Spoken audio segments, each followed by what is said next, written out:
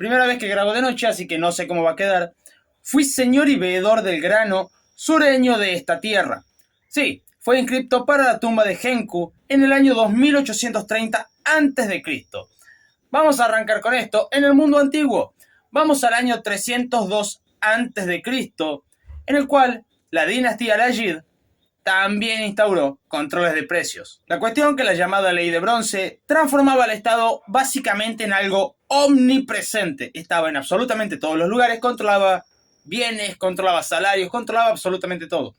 Como eventualmente no hay tanto registro de esto, no podemos sacar conclusiones de salió mal, salió bien. Pero evidentemente muy bien no le fue porque el imperio terminó destrozado. Quizás alguno no se quedó conforme con estos ejemplos del mundo antiguo, así que podemos ir a, sí, Sumeria, Urakajina de Lagash. Tenemos este registro, el cual es bastante interesante porque, sí, es de los primeros registros con respecto a control de precio, pero además es el primer registro donde se menciona la palabra libertad. ¿Podemos seguir con Babilonia? Sí, el Código de Hammurabi. El Código de Hammurabi controlaba absolutamente todo. Cuánto valía cada servicio, o sea, hasta el transporte tenía sus limitantes a cobrar. Cuánto se le debía pagar a cada trabajador de acuerdo a qué rubro estuviéramos hablando. Cuánto se iba a tener que pagar de acuerdo al animal que esté arrastrando dicho carro. Absolutamente todo. Ahora, sí, fracasó. No solamente que fracasó, sino que quedó registro sobre esto. También tenemos la India antigua, Grecia antigua, tenemos muchos. Sin embargo, también podríamos pasar al Imperio Romano con la ley de las 12 tablas, que es mucho más interesante. La ley de las 12 tablas, además de controlar precios de los bienes, servicios y salarios, además había una cuestión con el trigo. Sí, existía un trigo oficial y un trigo paralelo, lo que hoy llamaríamos cepo, dicho de otra forma. Lo interesante de esto es que, además de fracasar, como es de costumbre, fue tratando de mejorarse cada vez y cada vez siempre terminaba en lo mismo. Fracaso. Además, en el año ya 58 a.C., Julio César trató de ver cómo mejorarlo, además del problema de uno de cada 3 romanos dependía del Estado. Bueno, dijo, a ver, ¿cómo mejoramos esto? Bueno, implementaron algunas medidas y resultó de que ese uno de cada 3 romanos que estaban dependiendo del Estado era en gran parte por liberación de esclavos. ¿Sí? Así de raro como suena. Resulta de que se les daba trigo y alimento a los romanos libres. Por lo tanto, muchas personas que no querían darle de comer a sus esclavos lo que hacían era llegar a acuerdos con sus esclavos. En otras palabras, te doy la libertad. Vos pedile comida al Estado. Vas a seguir sirviéndome a mí, pero cuando yo me muera, por ejemplo, realmente vas a ser libre. Entonces, era una promesa a cumplirse de verdadera libertad. Cabe mencionar el fracaso rotundo que esto fue. Y bueno, seguimos pasando el tiempo. Diocleciano intenta hacer lo mismo, de mejorar los controles de precio en el año 264 después de Cristo.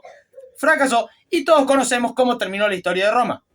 Fracasando y siendo destruido uno de los mayores imperios que jamás haya visto este mundo. Pasando a la Edad Media, y quiero que escuchen bien el nombre, justo precio. ¿Les recuerda algún precio justo quizás? Bueno, a mí sí. Resulta que esto fue una medida implementada por la iglesia buscando que la gente tenga para morfar, pero como ya hemos visto, no funciona. Inglaterra es uno de los ejemplos que más me gusta, no el que más, pero de los que más me gusta. 1199, control de precio. Fracasa, rotundamente. Posterior a esto, 1330, vuelven a poner controles de precio, de salario, a los servicios. Fracasa. Fracasó. Pero en 1348 tenemos la peste negra. En consecuencia de la peste negra, un faltante de mano de obra. ¿Cuáles fueron las medidas? Controlar los salarios, tratando de aumentar artificialmente la mano de obra, reduciendo al mismo tiempo los costos para los empleadores. No funcionó y ahí tenemos la famosa revuelta de Walt Tyler, la cual fue bastante violenta y todo por un simple control de precios. 1364, 1390, 1487... todas revueltas que terminaron de alguna forma muy violenta. Y sí, todas por controles de precio. Un ejemplo interesante y gracioso por lo menos es en Bélgica. Antwerp estaba sitiada, 1584-1585 se pone en control de precio. Ok, el tema de la escasez ya era algo recurrente por una cuestión de que al estar sitiada la ciudad no permitían que lleguen muchos barcos, mucha mercancía. Ahora, un control de precios te genera mercados negros y desabastecimiento. ¿Cuál fue el problema de ese año? Que el desabastecimiento se profundizó demasiado, llevando a revueltas internas. En otras palabras, España no tuvo que hacer un solo disparo para que la ciudad agachara la cabeza y se rindiera. En Quebec, Canadá, no fue la excepción. 1689, controles de precio. Fracasaron. Mercados negros, aumento de la inflación, desastre. 1750, más de lo mismo. 1758, más de lo mismo. Estados Unidos tampoco queda atrás en este asunto, porque sí, Estados Unidos tiene un caso muy particular y es uno de los que más me gusta, si no es el que más me gusta. Y es junto a George Washington. En 1775 se permite la emisión de papel moneda, o sea, emisión monetaria. Además de poner los controles de precios. 1776 se tiran y se vuelven a poner, 1777 se tira y se vuelve a poner. Ok, este último año es el que nos interesa a nosotros porque queda bastante remarcado con Valley Forge, en el cual estaba Washington con su ejército muriendo de hambre. Así de simple. ¿Por qué? Porque la gente no le vendía a ellos. Les vendía a los británicos, que pagaban el precio real. Entonces, ¿cuál es la conclusión? Cuando eliminaron los controles de precio, pasaron dos cosas. La primera, que se les empezó a vender alimento y por lo tanto zafaron de morir de hambre y poder mantener su ejército. La segunda, la inflación reprimida explotó y se fue a niveles exorbitantes. Solo para mencionarlo antes de pasar a la Primera Guerra Mundial, en la Revolución Francesa tenemos en 1794 con la ley de máxima control de precio que duró apenas un año. Y sí, fracasó. Durante la Primera Guerra Mundial, todos los países tuvieron controles de precio. Alemania, Rusia, Estados Unidos, Checoslovaquia, todos. El que mejor la sacó fue mejor, así, muchas comillas, la sacó fue Alemania. Y no porque saliera bien, porque había faltantes de calzado, de ropa, de comida, absolutamente todo faltaba. Pero, en su defensa, no había tantos mercados negros.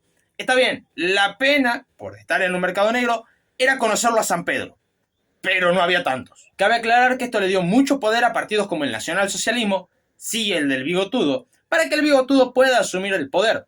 Ahora, desde 1913 a 1923 la base monetaria se multiplicó bestialmente. Pongámoslo así, en 1913 la base monetaria era 6 billones de marcos. Para 1923 era 92 billones de marcos. Lo que quiere decir que sí, mucha inflación. Ahora, William Goodman en su libro The Great Inflation menciona cómo un café, un simple café, valía 5.000 marcos y cuando lo terminabas de tomar valía 8.000 marcos. En 1934 se declaran ilegales los aumentos de precio. Para el 14 de diciembre de 1936, lo que pasa es que se reemplazan las agencias de control en general por una única que controla absolutamente todos los precios. Cabe mencionar que la inflación no paró, además de aumentarla la inflación reprimida. Y vamos a terminar, como no puede ser de otra forma, con nuestro amado país, Argentina. Juan Domingo Perón trató de estabilizar la economía y de bajar la inflación a base de controles de precio. Bueno, no estabilizó la economía y no pudo bajar la inflación. Por eso hay frases como ser la del 1 de mayo de 1948 que decía que la inflación era causada por extranjeros y no por unas malas políticas, tratando de excusarse de la mala gestión que llevaba. La cita del congresal Philip Crane en Estados Unidos con respecto a la Argentina se las voy a dejar en la descripción porque es un tanto larga y va a ser aburrido leerla. Así que ahí la leen abajo. Pero, llegando al final de la década de los 40, Perón lo que hizo fue permitir aumentos salariales.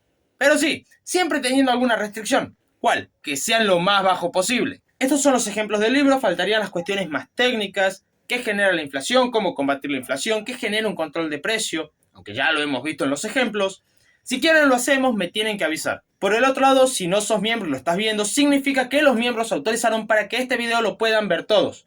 Así que por favor, ponen en los comentarios, muchas gracias a los miembros.